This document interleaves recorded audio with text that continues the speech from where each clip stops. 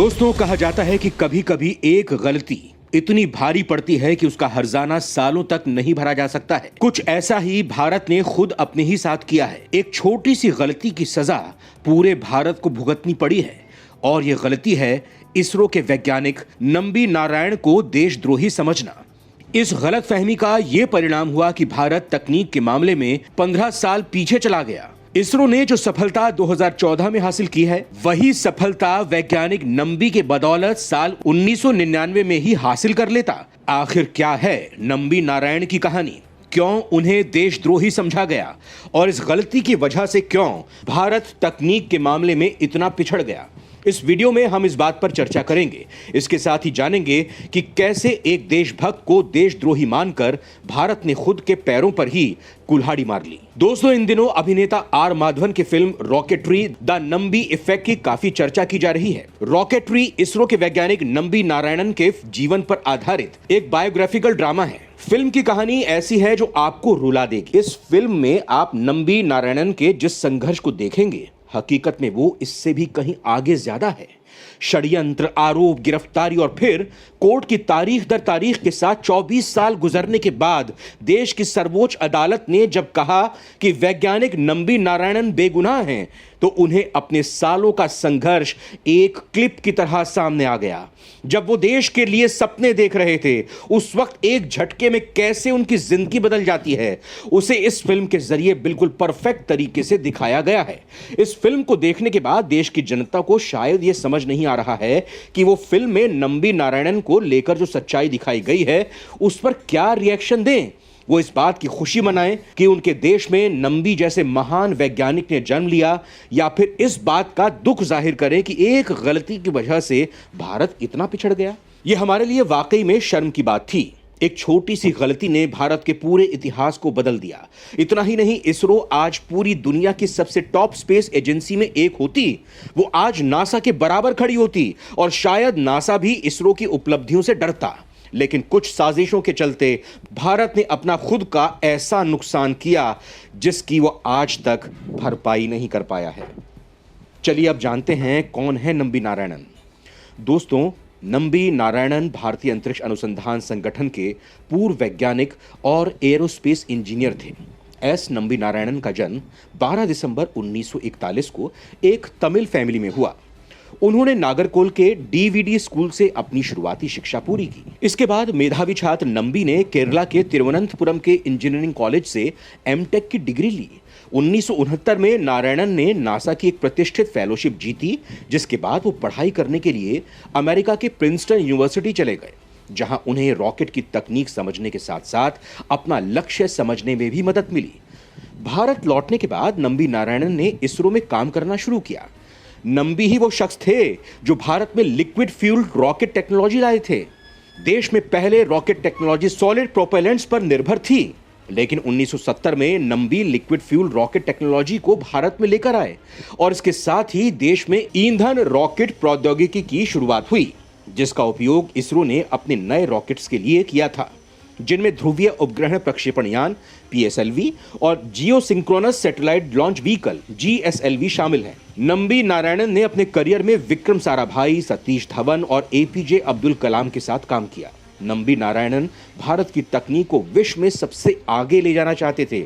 उनकी टक्कर अमेरिकी नासा स्पेस एजेंसी से थी। 90 के दशक में भारत अपने स्वदेशी तकनीक पर काम करने की कोशिश कर रहा था। उस वक्त नंबी नारायणन क्रायोजेनिक प्रौद्योगिकी प्रोजेक्ट पर काम कर रहे थे।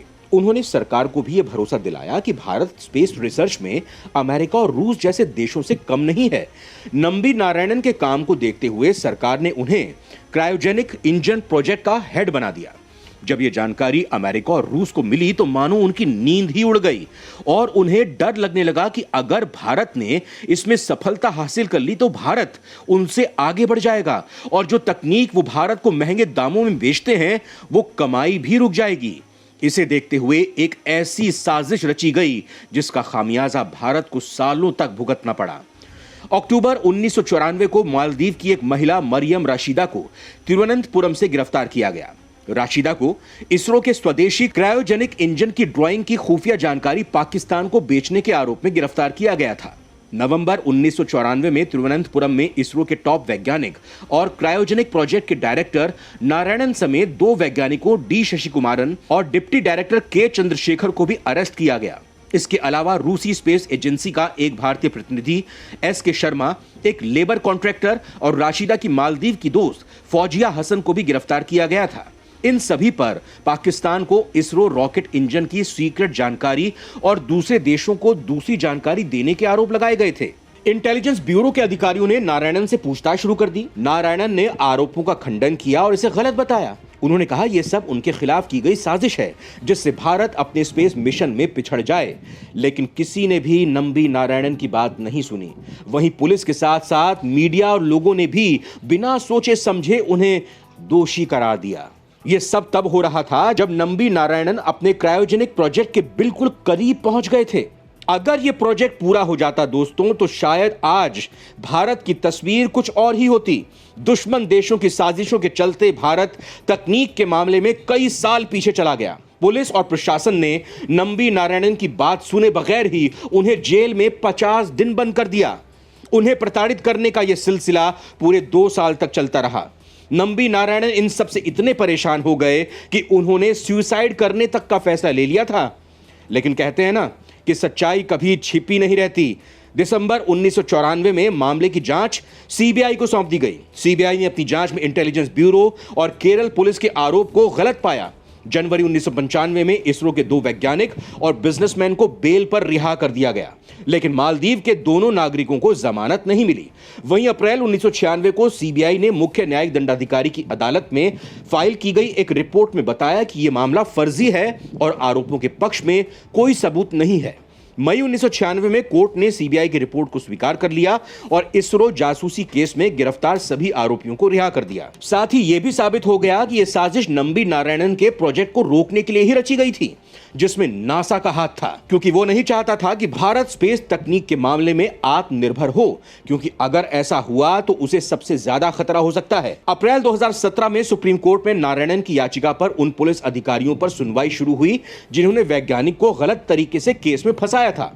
पहले वैज्ञानिक, फिर जासूसी का आरोप और 24 साल बाद पूरी तरह से बेदाग नारायणन के लिए 14 सितंबर का दिन बड़ा ही अहम दिन था। 14 सितंबर 2018 के दिन जब सुप्रीम कोर्ट ने कहा कि वैज्ञानिक नारायणन को केरल पुलिस ने बेवजह मानसिक प्रताड़ित किया है, जो सही नहीं था। साथ ही इसरो वैज्ञानिक को 50 लाख रुपए का मुआवजा देने का भी आदेश दिया। इसके साथ ही कोर्ट ने कहा कि वैज्ञानिक को मनगढ़ंत मामले में फंसाया, जिसकी वजह से भारत के क्रायोजेनिक प्रौद्योगिकी विकास में देरी हुई, जो देश की बहुत बड़ी हानि है। कोर्ट के ये शब्द सुनने के बाद नंबी नारायणन की आंखों में जीत के आंसू थे।